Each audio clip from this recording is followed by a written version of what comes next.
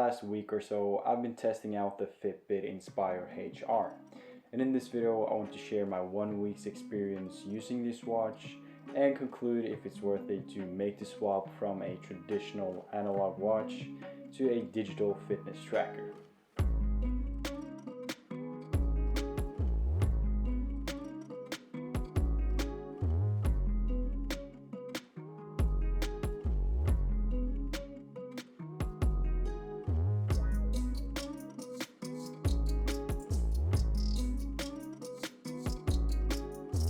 The first thing you notice when you see a Fitbit Inspire is its odd shape.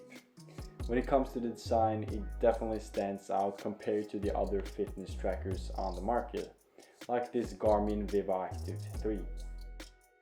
Instead of it having the typical circular clock design, it's rectangular and it has a pretty small display. But despite it having a small display, digital clock is surprisingly easy to read. I'm not sure if it's just me, but I feel like I'm slowly forgetting how to read an analog clock.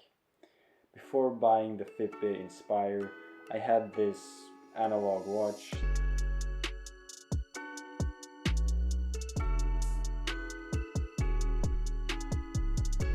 But I found it surprisingly difficult to actually read it. And I therefore never bothered to change the battery on it, so for about a year it has been non-functioning, and I therefore found it very useful to have a digital watch instead of an analog one. In addition to the display, the watch only has one button on the side. And at first I thought it was going to be very difficult to navigate the watch only using this one button. But because of the well-designed user interface, they have made it very easy to use. If you're looking for the newest and most advanced smartwatch to track your exercises, this watch probably isn't for you. But for someone that goes on occasional runs and exercises a couple of times a week like myself, this watch is basically perfect. Like any other fitness tracker, this watch can track your heart rate, steps, calories, and also sleep. And from my experience, the sleep tracker does actually seem to be pretty accurate.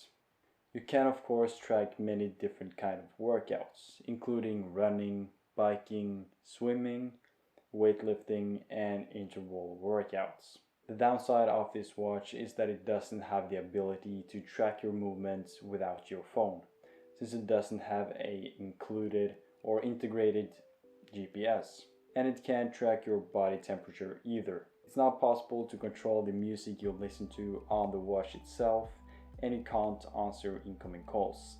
But if you have notifications turned on, the watch will vibrate and display who's calling you, and you can also read incoming text messages. Even though the watch doesn't have endless features like the more expensive fitness trackers, I feel like this watch has many of the basic and most essential features. Before getting my hands on the Fitbit Inspire, I would have never thought that I would be able to go to sleep wearing a watch intentionally, since my last watch wasn't really that comfortable to wear. It always seemed to slowly slide down my wrist, leaving a mark from the watch every time I bent my wrist. When you first put on the Fitbit Inspire, you notice that it sits slightly elevated from your wrist. And at first I thought this was going to be a little uncomfortable, but after using it for a week, this really hasn't been a problem at all. Without the wristbands, the watch only weighs 7 grams, which is incredibly light, and only 20 grams including the bands. The fact that the watch is extremely light makes you forget that you're actually wearing it. And coming from a traditional watch like this one, it's a very weird feeling, since I'm somewhat used to it being a little uncomfortable to wear. And the silicone bands also make sure that the watch doesn't slide down your wrist. So this is without doubt my most comfortable watch to wear. My favorite part about the Fitbit Inspire is that it's waterproof up to 50 meters. And unless you're a scuba diver, this is more than enough. But I do tend to leave my watch behind when I go for a shower, but It's very nice to know that it wouldn't get damaged if I unfortunately were to forget to take it off. And this comes in very handy at work. I'm an apprentice electrician, and this basically means that we work in any kind of weather, especially rain. And before I got the Fitbit Inspire, I couldn't really bring my watch to work. Not only because it isn't that comfortable to work with, but in the fear of it starting to rain. But this is not really something that I have to worry about anymore. And the fact that it's water resistant up to 50 meters naturally means that it doesn't get damaged by your sweat either, which makes it perfect to work with. If you were to buy a new Fitbit Inspire HR, it would cost you around $120. But if I were you, I would look into buying secondhand or used instead of buying brand new, because there's a lot of money you can save buying used. I bought this exact Fitbit Inspire HR for as little as $30, and theoretically this means that you can buy 4 of these unused watches for the same price as a new one. And of course this watch comes with some compromises compared to a brand new one, but I wouldn't say that those outweigh the fact that you have to buy a new one instead. The only thing that I've kind of noticed is that this watch maybe can have a little reduced battery life, but I've only tested a used watch, so I really can't say that for sure until I've tested a brand new one and compared the battery life. But there's of course an additional risk when you buy secondhand, the risk of getting scammed, but I would say that that risk is pretty low. And even if you were to get scammed once and get the watch the second time, either way you have saved a little money. Definitely look into buying this watch secondhand or used, because this really is a watch that can last for a long time and you don't really need to buy a brand new one. So far I've pretty much only said good things about the Fitbit Inspire HR, but nothing is perfect. But if you already concluded that this watch is for you, by any means pick one up for yourself. But since I have so much positive things to say about the watch, I also wanted to include some of the things that I don't like that much about it.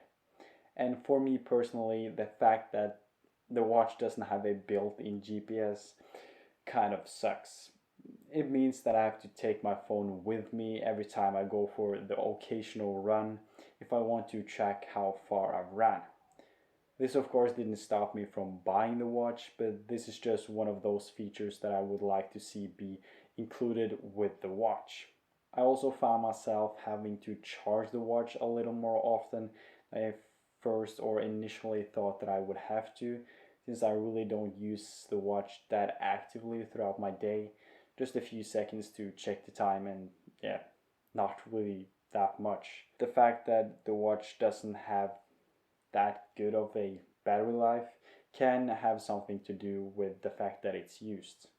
But it's not that bad. You just have to charge it every third or fourth day. Downsides aside, I really think that this is an incredible budget watch if you're primarily looking for a fitness tracker that can track your heart rate and steps and different kind of things and exercises for a low price, especially if you buy it used. On top of that, the watch is extremely subtle and comfortable to wear, which makes it the perfect watch to wear on a daily basis, for example at work or at school. This type of watch doesn't of course fit that well in a more formal scenario, like for example at a birthday party or at a nice restaurant, where you would of course go for the more traditional and the analog watch instead, since you're going for aesthetics. But as a casual and practical watch, this is without a doubt the watch that I am going to use on a daily basis.